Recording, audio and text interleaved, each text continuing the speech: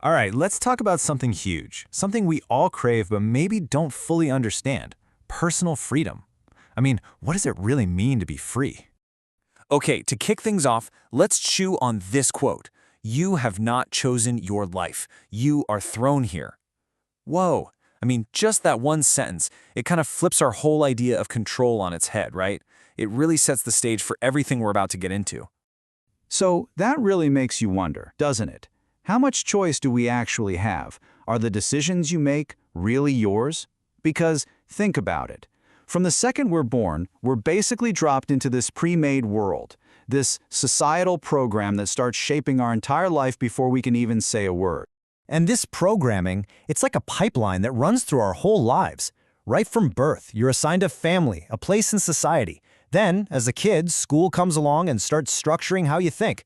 As a teenager, you're nudged towards certain career paths, and before you know it, you're an adult, and society has already handed you a blueprint for what a successful life is supposed to look like.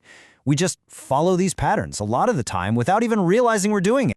So if we're going to talk about breaking free from all that programming, what are we even talking about? What's the goal? Well, it turns out there are two totally different kinds of freedom we've got to get our heads around.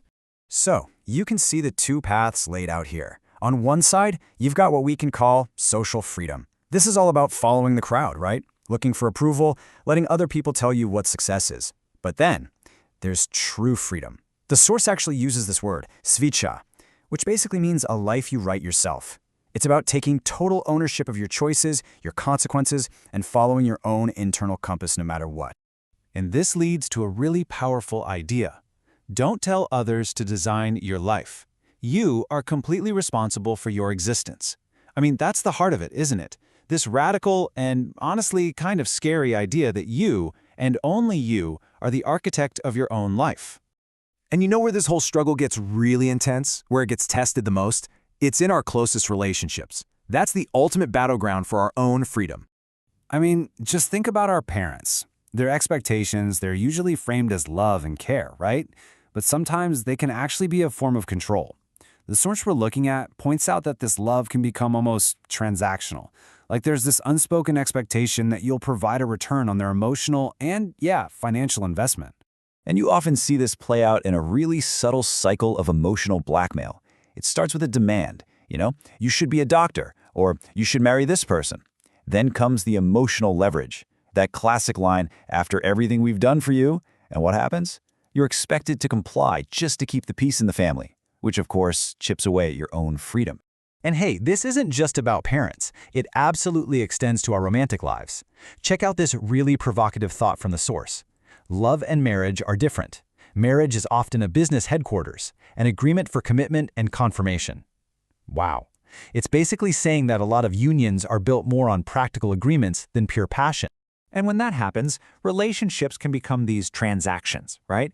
They're driven by a search for security, not a deep connection. Or maybe a need for social approval, or just a deep-seated fear of being alone. And that feeling of possessiveness, it's not born from love. It comes from a lack of trust. The whole thing becomes this agreement to just play a role society expects, trading away real freedom for a little bit of comfort.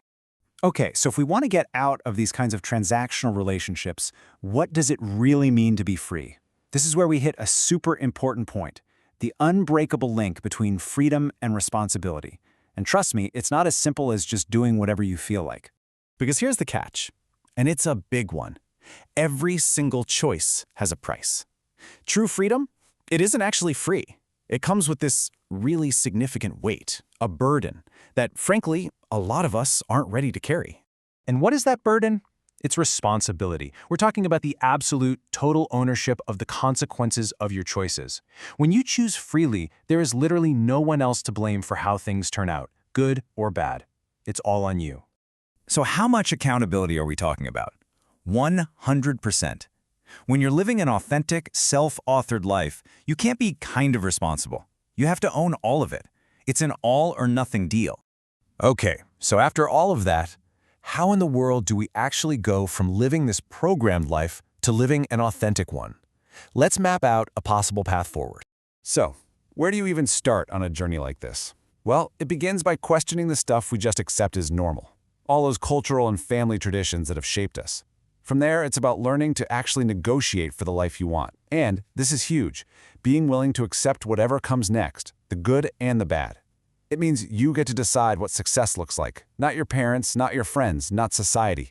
A big piece of this is untangling your emotional needs from being financially dependent. And finally, you have to really get your head around this fundamental trade-off. You can't have the comfort of a pre-planned life and the thrill of true freedom. You have to choose.